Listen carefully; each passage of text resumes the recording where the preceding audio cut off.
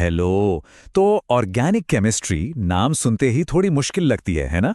पर फिक्र की कोई बात नहीं है। इस गाइड में हम इसकी सबसे ज़रूरी बातों को एकदम आसान भाषा में समझेंगे ताकि ये टॉपिक आपके लिए बिल्कुल क्लियर हो जाए।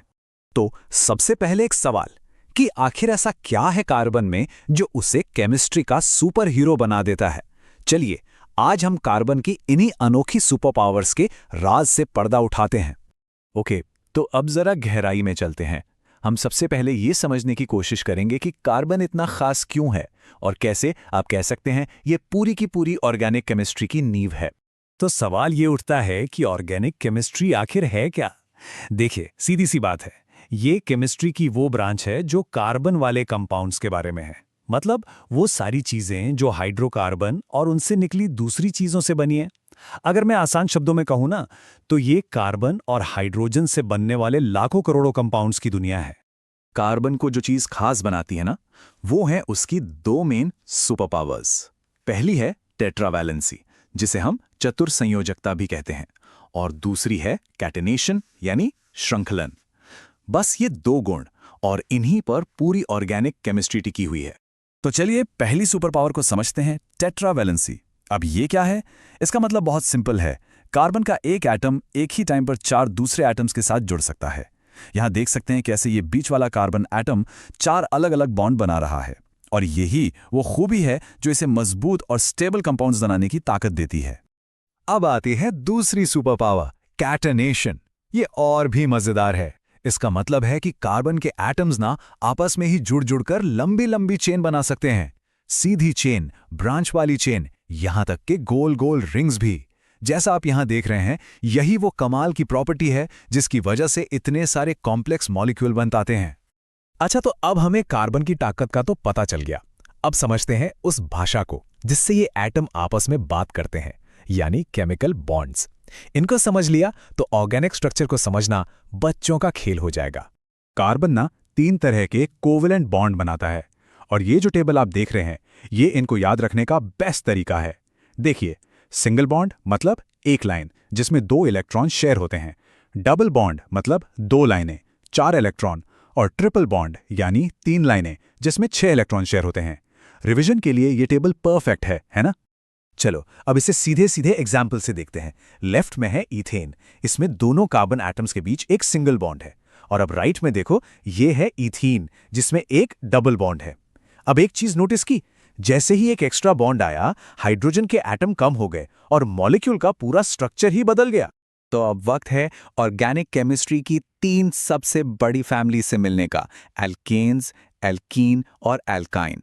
समझ लीजिए कि ये वो 3 पिलर हैं जिन पर बाकी सारे ऑर्गेनिक कंपाउंड्स की इमारत खड़ी होती है। तो सबसे पहले है एल्केन फैमिली। इन्हें सैचुरेटेड या संतृप्त हाइड्रोकार्बन कहते हैं। सैचुरेटेड क्यों? क्योंकि इनमें जितने हाइड्रोजन एटम आ सकते थे उतने आ चुके हैं, कोई जगह खाली नहीं है। और ऐसा इसलिए होता है क्योंकि इनके सारे कार्बन एटम्स के बीच सिर्फ और सिर्फ सिंगल बॉन्ड होते हैं। और हां, इनका जनरल फॉर्मूला एग्जाम के लिए जरूर याद रखना। अगला नंबर है एल्कीन फैमिली का। यह है अनसैचुरेटेड मतलब असंतृप्त, और इसकी वजह, इनके पास कम से कम एक डबल बॉन्ड होता है, और यही डबल बॉन्ड है ना जो इन्हें एल्केन के मुकाबले ज्यादा रिएक्टिव यानी ज्यादा क्रियाशील बना देता है। और फिर आता है तीसरा परिवार, एल्काइन। इनकी पहचान बहुत आसान है। कार्बन एटम्स के बीच कम से कम एक ट्रिपल बॉन्ड, और जैसा कि अंदाजा लगाया जा सकता है, ये ट्रिपल बॉन्ड इन्हें इन तीनों में सबसे ज्यादा रिएक्टिव बनाता है।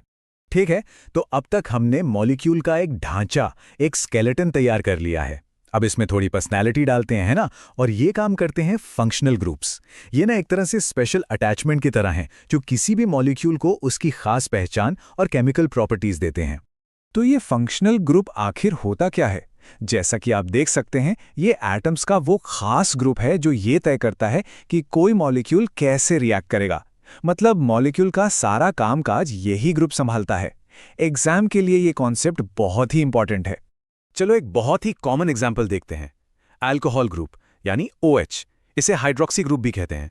जब ये ग्रुप किसी कार्बन चेन से जुड़ जाता है तो वो पूरा मॉलिक्यूल एक अल्कोहल बन जाता है, और उसमें अल्कोहल वाली सारी प्रॉपर्टीज आ जाती हैं, जैसे कि इथेनॉल।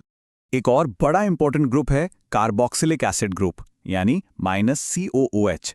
इसका तो नाम ही सब कुछ बता देता है ना। ये ग्रुप जिस भी मॉलिक्यूल से जुड़ता है उसे एसिडिक बना देता है, मतलब अम्लीय। जैसे सिरके में होता है ना एथेनोइक एसिड, वो इसी के वजह से। तो अब हम मॉलिक्यूल बनाना सीख गए, अब हमें उन्हें एक नाम देना सीखना होगा, और ये भी कि वो एक दूसरे के साथ रिएक्ट कैसे करते हैं। तो चलिए अब केमिस्ट्री के ट्रैफिक रूल्स को समझते हैं। देखिए, इतने सारे कंपाउंड्स हैं तो उनका नाम रखने का भी कोई सिस्टम होना चाहिए, है ना। बस वही सिस्टम है IUPAC नेमिंग।